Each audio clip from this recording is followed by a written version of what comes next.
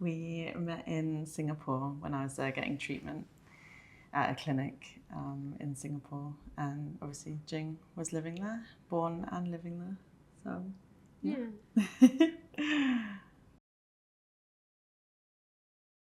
I guess it's from doing that documentary with Jess. We would film around Singapore.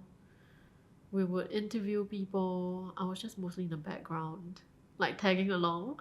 Yeah, I would say Jing was a bit of a tour guide for me and Jazz in Singapore. And yeah, we loved it. She would take us for all the great food, take us to all the great spots, the great places to like shop, you know. Yeah, great tour guide. And we seemed to share the same sense of humour, so we just had a laugh. Our experience, or my experience of the clinic in Singapore is good. I mean, it was the first time I'd been a lot better in a long time. And I felt like the treatment was really nice to have. It kind of felt like a TSW spa treatment. And it was nice to be somewhere where I could like speak to someone who understood TSW and was able to advise me. And it was a time for feeling kind of reassured about what I was going through, and nice to be around other TSW people. And the staff were lovely, and yeah, I felt really looked after. I would go to the clinic once a week for treatment, and the rest of the time I would just hang out in Singapore. So it was great, to be fair. Yeah. It was also my first time like being like around other TSW people. I had already been in TSW for like 8 years by then, so it was very different but also very freeing. And when Jay did my first consultation, it was mind-blowing because he knows so much about TSW and it all validated my experience, which was very rare. You don't really get like a professional telling you these things that you know and then adding on to it, which is incredible. And of course, the level of care that he showed me really touched me. Like I remember when he would actually touch my skin and make an assessment, and that was like, nobody has ever dared to touch my skin like that. And meeting all these other people that had TSW, learning their stories, it was like super touching. It was very like humbling, like like all of us at this same level and in this together. It was like very sweet.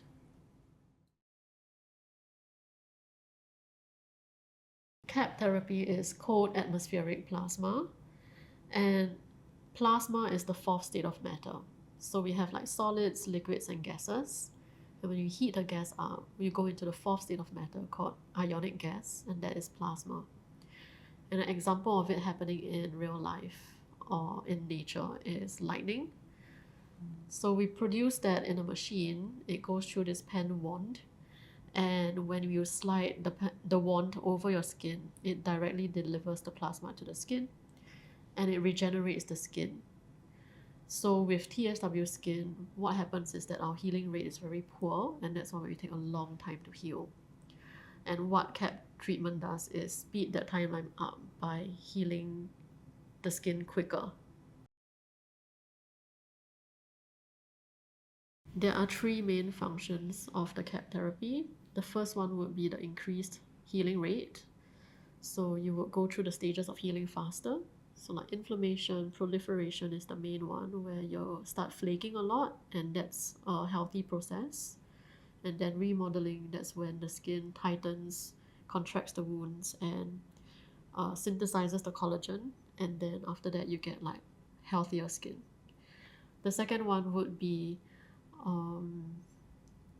reducing hardened or elephant skin.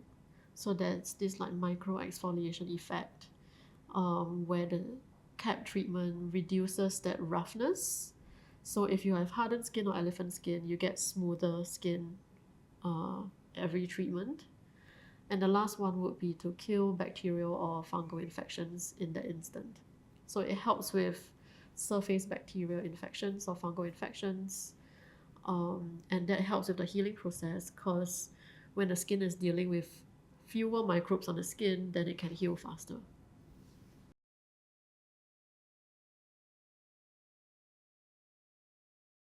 So there's a treatment plan. So my example is I probably had treatment for about a year, maybe longer. I definitely had 6 months of weekly treatment and then moved on to maintenance, which kind of starts you have a treatment every 2 weeks, every 3 weeks, every month, until you're kind of independent and don't need it anymore. And I mean, I haven't had treatment for a year. So indefinitely, once, you've kind of gone through the treatment plan that you were supposed to have. So I would say the effect builds up. It's kind of like building up a muscle. If you did it weekly to build that strength, then it can stay, and then you slowly drop down and it starts getting more and more independent. I kind of liken it to physiotherapy. So once you're independent, you're there, but however long each person takes to reach there really varies from person to person.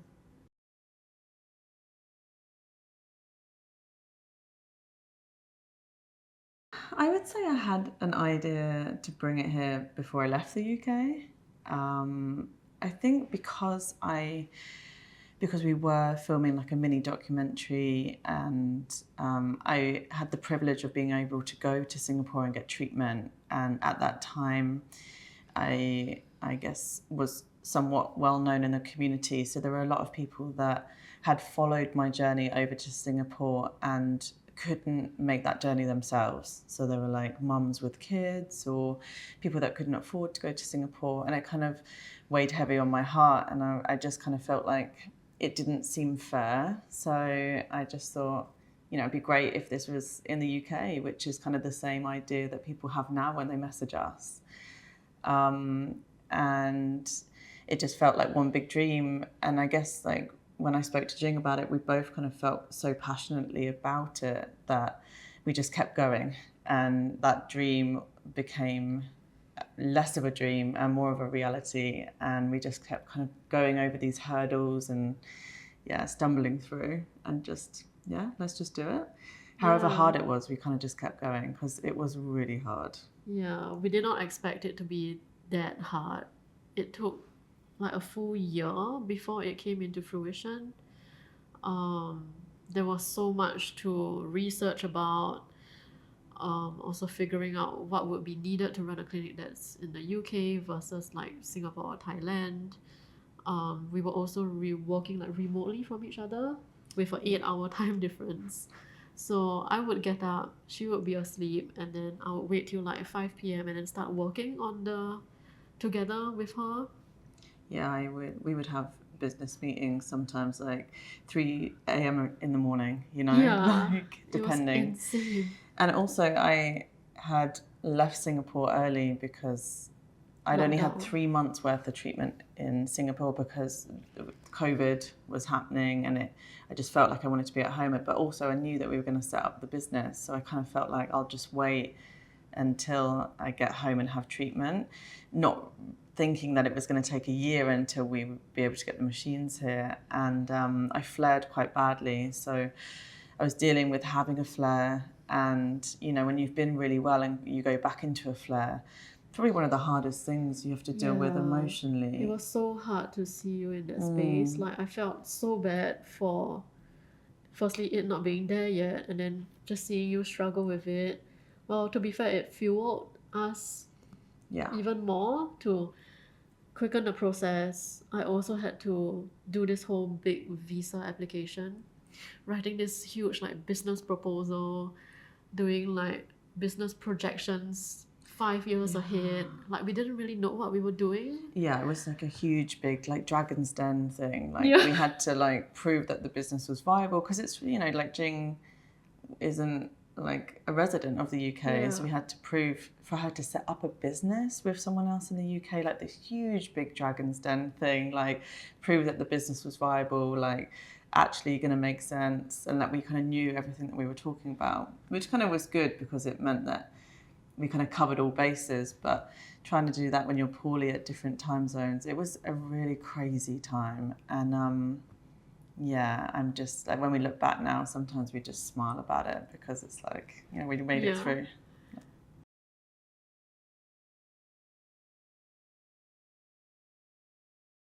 Good question. Where do we even start? I know.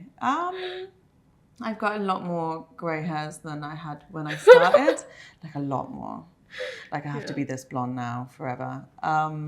It was really challenging. It was one of those jobs where you just have to learn on the go all the time, and you have to be kind to yourself when you make mistakes, because the only way that you can like learn and grow is by making mistakes. And you have to take a lot of risk, and you have to take chances, and you have to lean on each other. So the one thing that I found really helpful was having a business partner that I could lean on.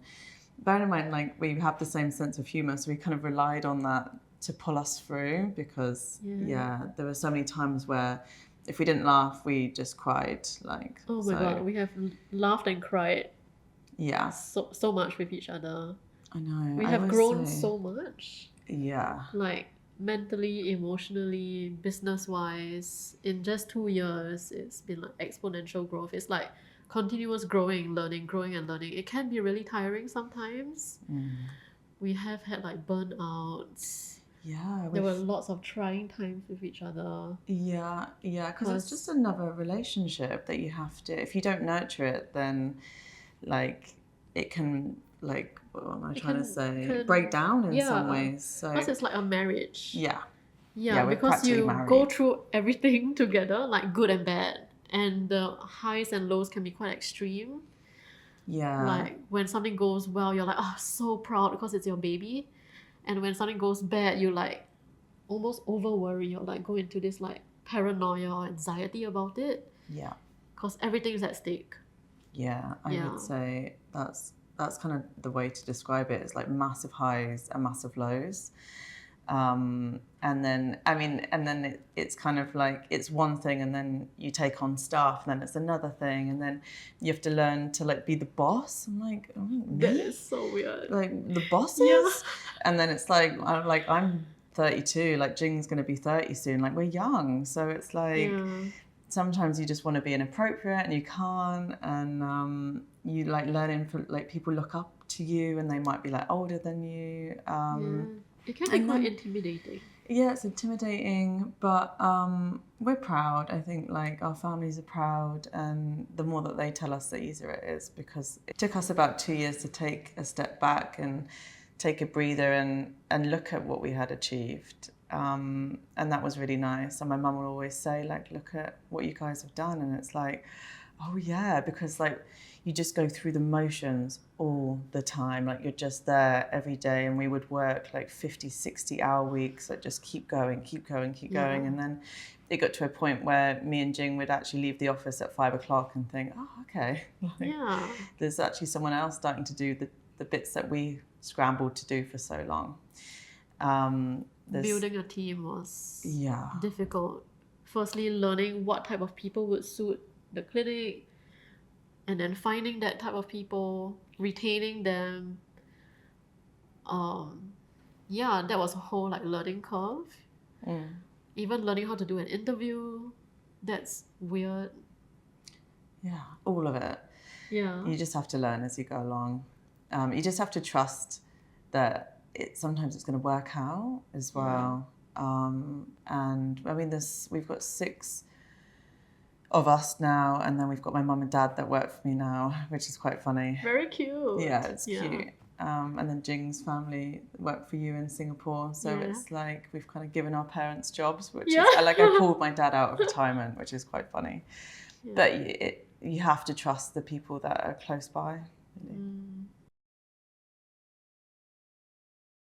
Well, we see patients with TSW, We have taken on like a few rare like acne patients. Um, well, they come from all walks of life. We have had people coming from overseas, like places in Europe, like Netherlands, even people places like Dubai, the USA. So pretty much anyone who has TSW and wants to come. Yeah, we have all different cultures. I would say, yeah, the majority of people are TSW people. And we don't try and take on anyone else because there's such a need for TSW help and support that we just keep it for that. And that's our passion, I would say. It's mostly women, as I guess if you were going to look at the data of TSW people, the majority would be women, I would say. God, somewhere like 70% and plus Yeah. would be women. The age range seems to be similar to my age range, well, our age range. And I think that just because of the time when steroids came out, it's like the 1970s, when steroids become more widely used, and the point where they started to get stronger was probably about 30 years ago or 20 years ago. So we're seeing the fallout of that. So they tend to be in their 30s, like their 20s, 30s. That would be my kind of guess with what's going on there. Yeah. Yeah. Yeah, I think there are several other factors as well because like we started out on Instagram and that's like millennials. We do have younger, like people 18. Um, we do have inquiries for like babies and younger, but we do not treat anyone younger than 18. We have had an occasional like older than us, like maybe Yeah. 40, 50 years old. I'm not sure who our oldest is. 60? I think we've had a man like 60 something Yeah. come in as well.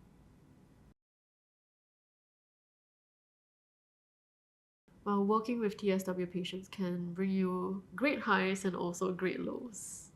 So when you see them recover, go to that wedding, celebrate major events without care, like carefree, that's amazing for us because we're like, I'm so happy for you. That is amazing. Like you just feel this joy, and you want to share that with everyone. Like, oh my god, look at this! Like she has recovered. That's so cool. And the lows are when, let's say, they flare up. They are in this depression. They come into our clinic and burst out crying because that's their safe space.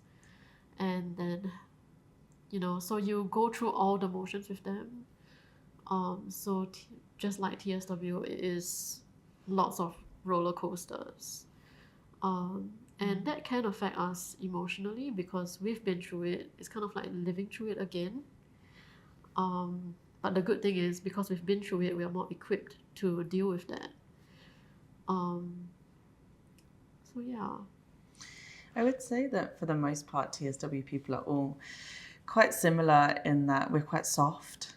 Most of us are quite soft. We're quite empathetic. I'm not sure why. We don't always have great boundaries. Something about dealing with skin issues for a long time means that we all end up being quite similar. So it's quite easy to become friends. And I mean, Jing's answered it perfectly. Because we're quite empathetic, us two, like we really will feel it when they're low. I mean, I've sat and been in tears with people that are crying because they're sad, because it really will bring you back. And it's hard because like once you are recovered, like myself, you feel like I imitate things that my mum would say to me. And sometimes it's, like just keep going, like you'll get there. And it's hard to be on the other side of that because like, that they will get there, but it's trying to, keep someone going. And me and Jing end up propping people up. And when you do that, you have to make sure that you prop yourself up somehow as well. So we would get burnt out a lot.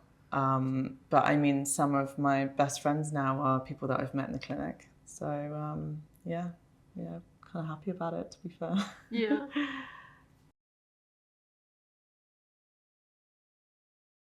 All we've done is expand since we opened, right? Yeah. We very quickly outgrew our first clinic space. Within 6 months, we'd outgrown the space that we were in, and then the next 6 months we were looking for a space to move into, and then we moved into that space, and all we've done is expand and grow and take on more kind of building space where we moved to.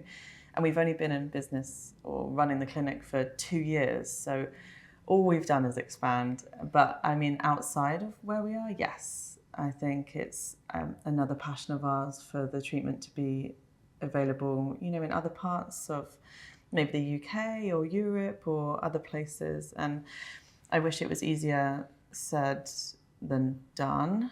It is easier said than done. It's really tricky, but yeah, it's definitely our 5-10 year plan. So yeah. There's no rest for the wicked, I think. Yeah. Doing this clinic, it's beyond money. It's not just doing this to be rich. To be honest, it's not something that makes you like a millionaire.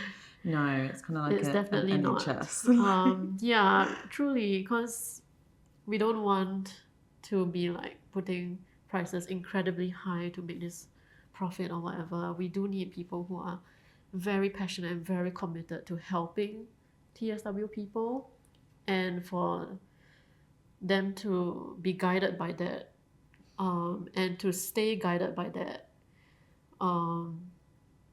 that is extremely important for us. So to find the right group of people is a challenge, but we are determined, and I do think there will be people out there who can join us. Yeah.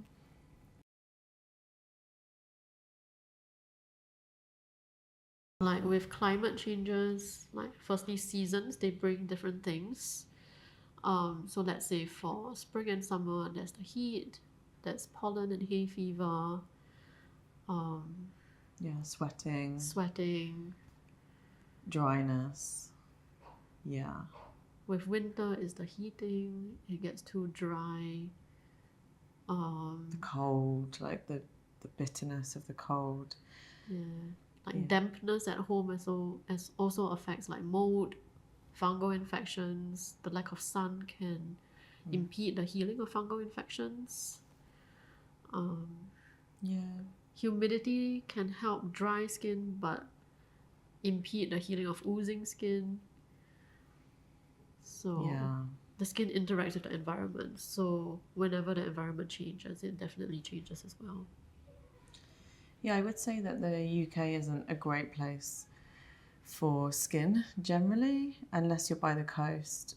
We've got really hard water, we've got chalky water, our weather is unpredictable, we don't have a humid climate, and we've got lots of kind of air irritants, so like pollen, pollution in some ways, and it can be tricky. But you do see the same trends season by season. So.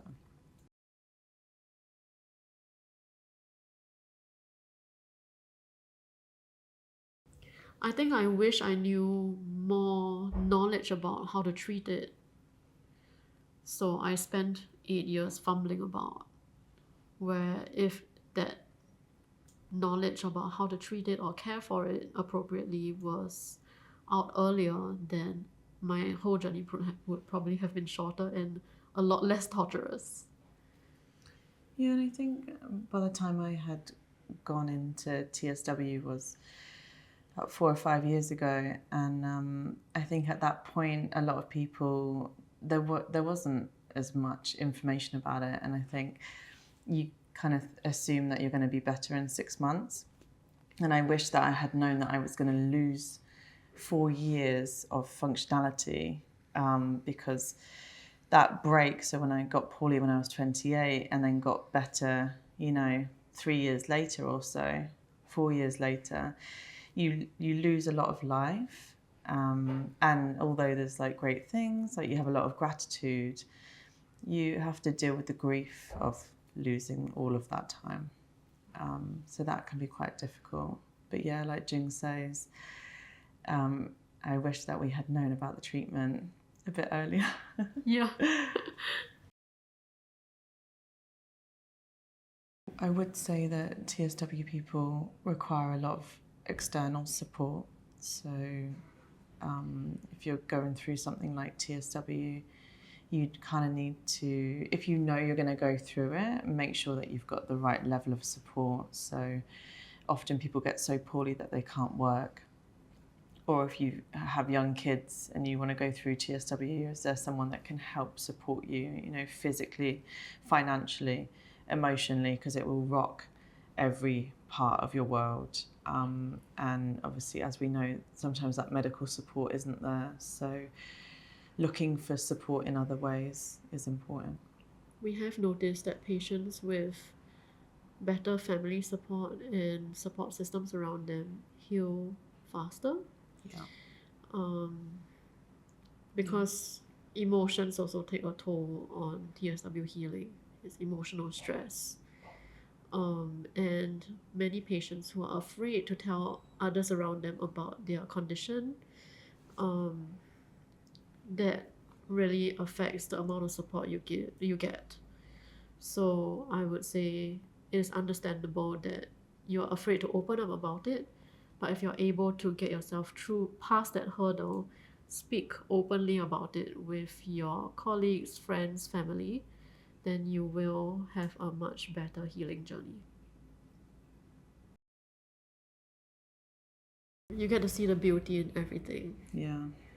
Like Tom, my partner, told me, because you've been through all these lows, that you can appreciate with even greater like awareness all the highs, and even tiny things become really great for you.